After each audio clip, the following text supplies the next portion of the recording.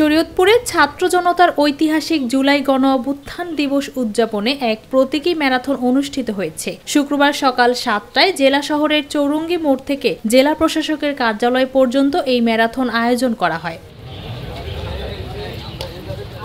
ম্যারাথনে অংশ নেন নবাগত জেলা প্রশাসক Tahsina Begum, police super Mohammad Nazrul Islam, civil surgeon ডাক্তার মোহাম্মদ রেহান উদ্দিন, জেলা পরিষদের প্রধান নির্বাহী কর্মকর্তা মোহাম্মদ নজরুল ইসলাম এবং শরীয়তপুর ১ আসনের সাবেক সংসদ সদস্য সর্দার AKM নাসির উদ্দিন কালু। এছাড়াও অংশগ্রহণ করেন জুলাই গণ অভ্যুত্থানের শহীদ পরিবারের সদস্য, আহত যোদ্ধা এবং বিভিন্ন শ্রেণী পেশার মানুষ।